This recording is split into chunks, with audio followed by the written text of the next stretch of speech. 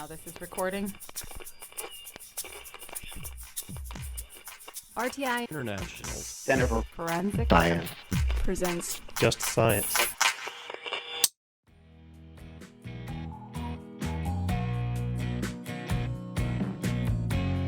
Hello and welcome to Just Science. I'm Lauren Mangum, your producer and host. As our normal listeners can already tell, this week we are doing things a little different to celebrate National Forensic Science Week. Just Science will be releasing multiple Just So You Know episodes where you will be hearing directly from the Forensic Technology Center of Excellence team. Today we have Erica Fornaro on to discuss her background and all the resources she brings to the FTCoE. Welcome, Erica.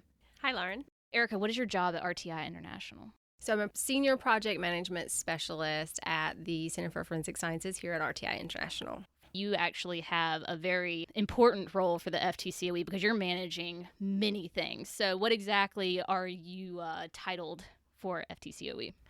I mostly act as the outreach manager for all of the deliverables that we produce in the COE. The COE produces a good deal of knowledge out to the forensic community, and that can look like a lot of different things. The forensic community all absorbs information in different ways. So some people really appreciate a podcast, where some people really appreciate a 60-page report, where some people really want to get in a room and have a Q&A session for 30 minutes about a certain technology. And so it's important for us to understand the forensic professionals and how they're absorbing information and what fits best with their profession for them to absorb it. So my job is to help us understand what all those different types of deliverables need to be and how we can best interact with each individual discipline and all of those different professionals across the COE. All right, so I want to talk a little bit about my favorite deliverable so far, which is the podcast. So let's talk a little bit about Just Science Inception, because that's something that you actually have a very, very important role in. The actual creation of it was literally Dr. Morgan walking into my office one morning and saying, "Hey, I want to do a podcast, and I want it to be a conversation with all these awesome people that I know in the forensic community." And I said, "Okay, I love podcasts. Let's do it." And we quickly realized how difficult it was and the fact that you have to have rights to use certain music, and that upset us until we hired you. That actually came with all the knowledge to understand how to deliver those. And that has actually been a really successful dissemination method of ours over the last year, that we can now get information from experts to people when they're like working out, driving to the office.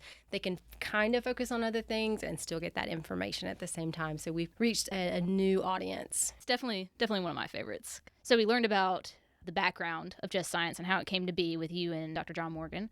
So let's talk a little bit about where the future's going. What topics will Just Science be covering in the next couple months? So coming up, we have a ton of content that we are excited to release to all of our listeners. We currently just finished up our most recent R&D series, and we'll be jumping right into our medical legal death investigation focused series that we recorded a good majority of those at the recent IACME conference.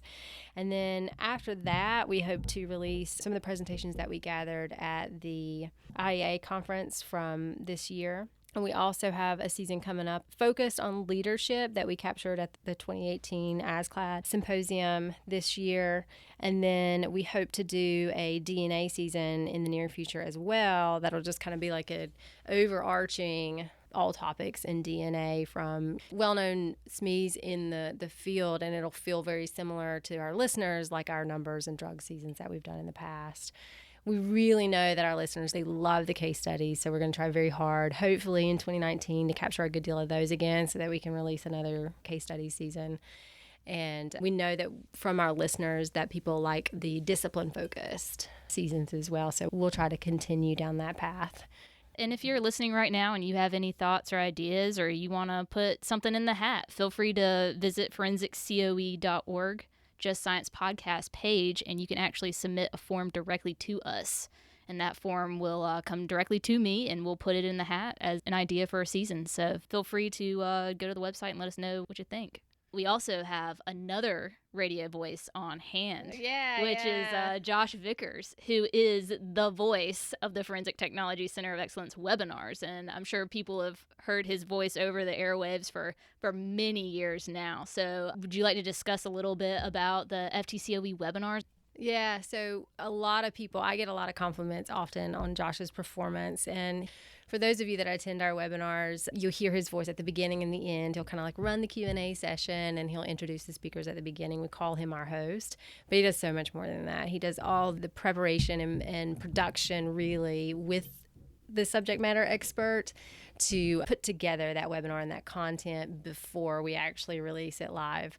He does such a great job at making all of our subject matter experts comfortable with presenting to hundreds of people. There's something so eerie about sitting in your office presenting to nobody, but knowing there's hundreds of people listening to you. Like, that's awkward. Right. And Josh can really put people at ease. And he's really good about understanding in the moment how to get people's questions answered and just get them the things that they need. You know, if we've mentioned a report during the webinar, if there's a link that the presenter wants to send people to, he's really good about just getting that immediately to them.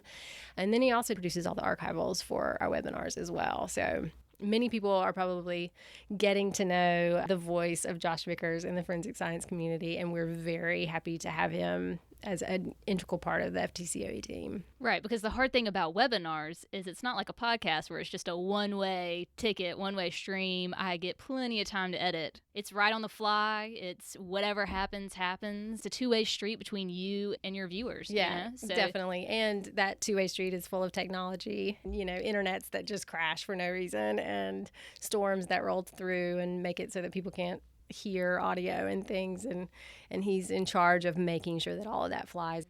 Let's talk a little bit about your RTI journey. So let's take it back. So you've actually been in RTI for how long now? So a very long time, over a decade now. I actually, to be honest, I think I stumbled into the forensic community, the forensic field.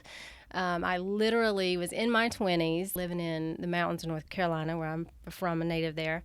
And I had a friend that was moving back to the Triangle to get her MBA. And she said, I don't have anybody to live with me and like split the rent. And I said, well, I could use a change of scenery. Let me see if I can get a job. Right. So I came out to see her and went on one interview here at RTI for the Center for Forensic Sciences. We were called something else at the time, but it was this department. And they called me later that afternoon and offered me the position. And so that position was actually a administrative position at the time. And I, like I said, I was in my mid-20s at the time. And so once I actually got here, I learned my task of my job. And then I also started to learn about the programs that we have here at CFS and the clients that we interact with, and then further the forensic community. And over time, just grew out of more of an administrative role into a coordination and management role of those programs so that I could be even more active in the forensic community. Right. So your path now is more program or project management pathway, correct? Yeah, definitely. You know, it's kind of evolved over the last decade as our department here has grown and as the FTCoE in and of itself has grown. So you kind of have a special place in the FTCoE heart because you were here when RTI first won the award. Yeah. So in 2011, I was part of the original team that put together that proposal and, you know, tried to figure out, okay, what is the best way for us to start managing this? And we really did try to take a look at the current forensic community at that time to see what their needs were and how we could better approach that and how we could meet those needs than had been done before. And over time, the program has definitely evolved into different needs and new dissemination methods and things like that that we continue to try and respond to. Right. So what was your role the first go around for FTCoE? It was similar. It was, Okay. It was like outreach coordination, basically. The first couple years that we had the program, we did a lot of exhibiting because we wanted to let people know that the FTCoE was a resource for them to bring knowledge to the forensic community and to, say, hey, we've done the work on, evaluating all these different instruments or these technologies, and we've put it all together for you. You get to make the decision now on what it is. And we heard your cry for hands-on workshops, and so we're putting one together and we're disseminating that to you. So the first year was a lot of travel. A lot of travel and a lot of booths, a lot of handshaking. And so I worked really heavily in that.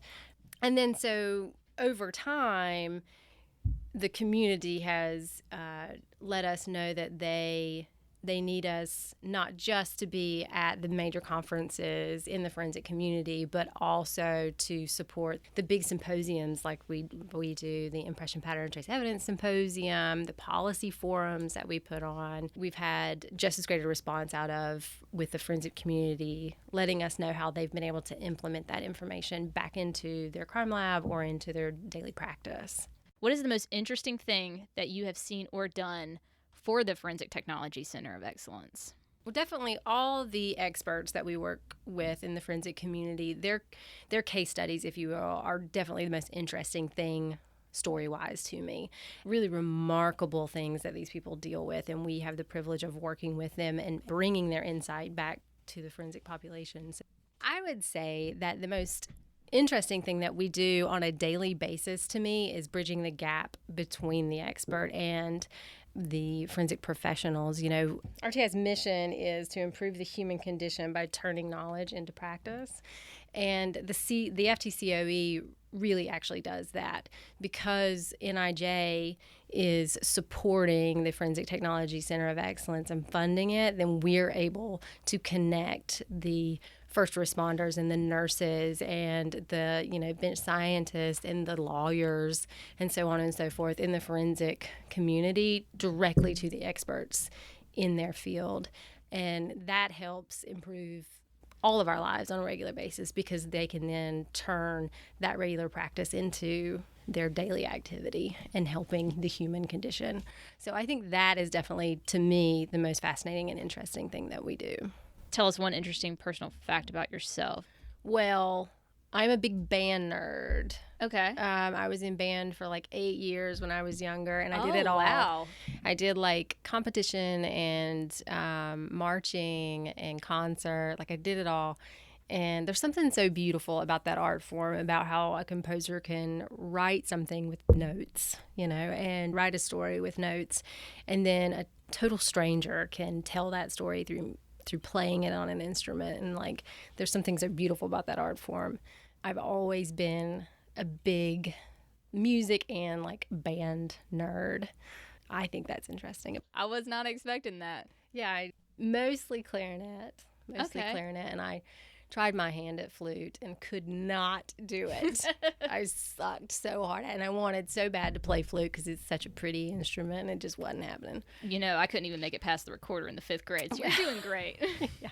So, yeah, I stuck with clarinet and little saxophone because it's very similar. They're both reed instruments. A lot of the note fingering is the same. So, wow. Yeah, no, I was not expecting that answer. That's okay. So, if you could have any job, what would you be? I would own a bakery. I would own a successful bakery. Yeah. I love to bake. With baking, you can either, not follow a recipe and see what you get. It can only be so bad because it's probably going to be sweet, and sweet's always good. Or you can follow a recipe and you know that you're going to get a cookie out of that or whatever. And there's like structure there that soothes me. So I think that's nice. And I think sweets are like a common ground for people, like you can only charge so much for a cookie. So you can please the masses. Right, and, yeah. Yeah, like nobody's ever mad when you come home and there's brownies, Like, I mean, it's a nice common place that I think people can gather around. Well, that's all the time that we have for today. Thank you, Erica Fornaro, for being on Just Science. Opinions or points of views expressed in this podcast represent a consensus of the authors and do not necessarily represent the official position or policies of its funding.